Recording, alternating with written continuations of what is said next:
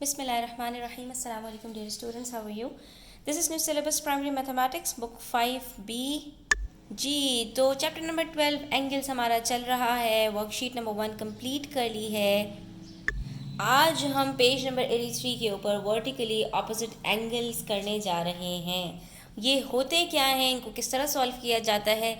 जब अगर आप 2-3 चीज़ें सीख लेंगे आपकी सारी प्रॉब्लम्स सॉल्व हो जाएंगी। वीडियो को एंड तक ज़रूर देखिएगा। अच्छी लगे तो please hit the like button, subscribe to my channel और बेल आइकन को भी प्रेस कर दीजिएगा।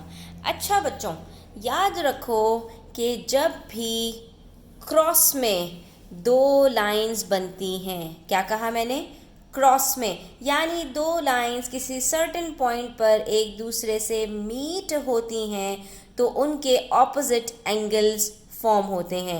यानी एक एंगल यहाँ बना है तो बिल्कुल इसके ऑपोजिट में एक एंगल और बनेगा। और याद रखो इनको कहते हैं वर्टिकली ऑपोजिट एंगल्स और इनका ये रूल है कि हमेशा वर्टिकली ऑपोजिट एंगल्स बराबर होते हैं। अगर ये 85 डिग्रीज़ है तो ये भी 85 डिग्रीज़ होगा। अगर ये 75 डिग्रीज़ है तो ये भी 75 डिग्रीज़ होगा। अगर ये आपका एंगल 90 से एक्सीड कर रहा है, फॉर एग्जांपल 110 है, तो ये भी 110 होगा। ये बात याद रखो।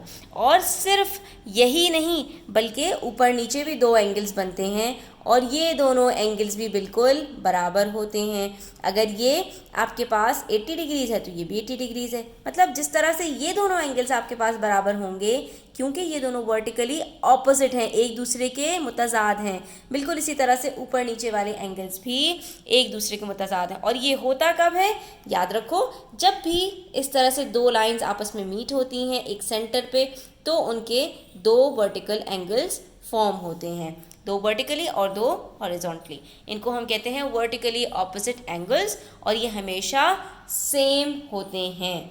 ठीक है, अब एक चीज़ और समझ लो, एक लाइन के ऊपर जो एंगल बनता है वो 180 डिग्री होता है। तो 180 डिग्री ऊपर, 180 डिग्री नीचे।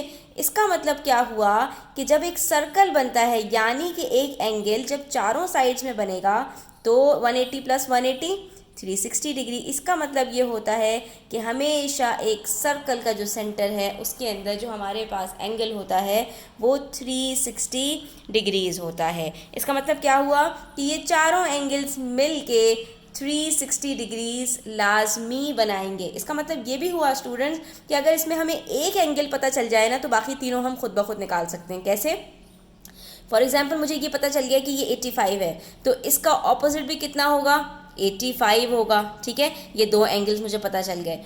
अब जब मुझे ये दो एंगल्स पता चल गए तो मैं इन दोनों को कैसे कैलकुलेट कर सकती हूँ, मैं सिंपली इन दोनों को ऐड करूँगी और मेरे पास आंसर क्या आएगा, मेरे पास आंसर आएगा स्टूडेंट्स 80 + 80 160 170 डिग्रीज़। ठीक है, और टोटल मुझे पता है कि टोटल जो है वो हमारे पास एंगल्स हैं वो कितने हैं, 360 डिग्रीज़ के। तो मैंने क्या करना है, 360 डिग्रीज़ में से 170 को सब्ट्रैक्ट करूँगी।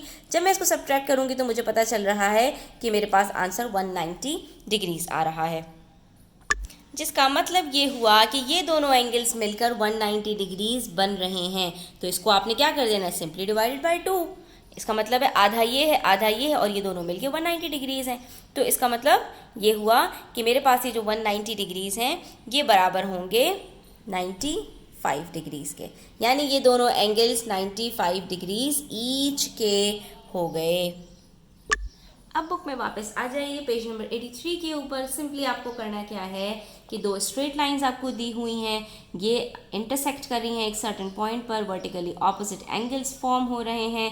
यहाँ पर मैंने आपको बताया था जब भी डब्बा बनता है ना एंगल में तो इसका मतलब क्या होता है, वो 90 डिग्री है। आपको क्या मालूम करना है, वर्टिकली ऑपोजिट एंगल्स मालूम करने हैं। तो एंगल डब्ल्यू भी कितना होगा, 90 डिग्री होगा। आपने यहाँ पे बता दिया कि ये 90 डिग्रीज़ है। और ये हमने कैसे फाइंड किया, ये हमने फाइंड किया कि वर्टिकली ऑपोजिट एंगल्स हमेशा इक्वल होते हैं। ठीक है, आई होप स्टूडेंट्स के आपके काफ़ी सारी क्वेरीज यहाँ पर हल हो गए होंगे। अब आ जाओ पार्ट बी पर। ई एफ और जी एच स्ट्रेट लाइंस हैं। ठीक है, हमारे पास दो वर्टिकली ऑपोजिट एंगल्स हैं। ये एक एंगल है 70 डिग्री, ये 110 डिग्री और हमें फाइंड आउट करना है एंगल एक्स। तो तो स्टूडेंट ये जो एंगल x है ये किसके ऑपोजिट है, 110 डिग्रीज के ऑपोजिट है। तो हमारे पास ये जो एंगल है x ये 110 के बराबर है, 70 के बराबर नहीं कर दीजिएगा, 70 के बराबर ये वाला एंगल होगा, ठीक है जी, जो भी है। उसके बाद हमारे पास नेक्स्ट है पार्ट सी। पार्ट सी में हमारे पास काफ़ी सारे से एंगल्स आ गए स्टूडेंट्स। अब यहाँ तो आप कहेंगे कि ये तो क्रॉस से भी ज़्यादा हो गया, तो भाई बिल्कुल परेशान ना हो, इस वाली लाइन को अभी आप छोड़ दीजिए, ठीक है।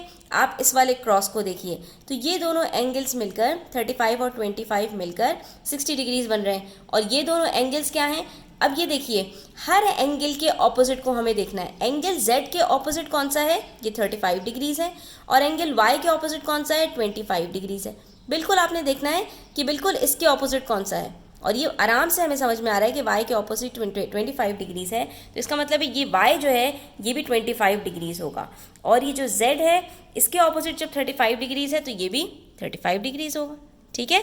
तो ज़रूरी नहीं है कि सिर्फ दो ही लाइंस इंटरसेक्ट करें, नंबर ऑफ लाइंस भी हो सकती हैं। अब आ जाइए पेज नंबर 84 पर। क्वेश्चन नंबर 2 है, यहाँ पर आपको एक फिगर दी गई है जहाँ पर आपके पास स्ट्रेट लाइंस हैं और आपको अननोन एंगल्स फाइंड आउट करने हैं, ठीक है।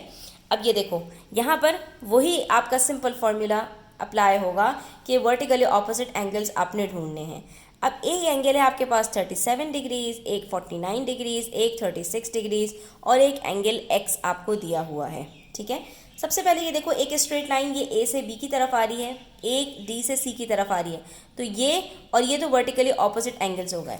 उसके बाद ये और ये भी वर्टिकली ऑपोजिट एंगल्स हो गए, लेकिन इसके अंदर मज़ीद एक लाइन और आ गई, ठीक है।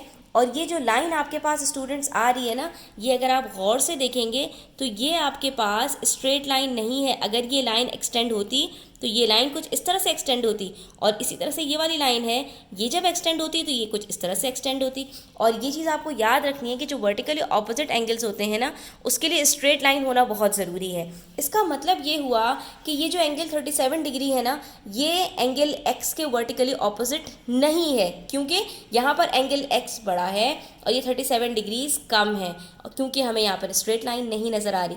तो हम आसान सी बात ये कह सकते हैं कि अलबत्ता ये जो दोनों स्ट्रेट लाइंस है ना, ए बी और सी डी, ये दोनों स्ट्रेट लाइंस हैं, इसकी वजह से ये वाला एंगल और ये वाला एंगल वर्टिकली ऑपोजिट हैं।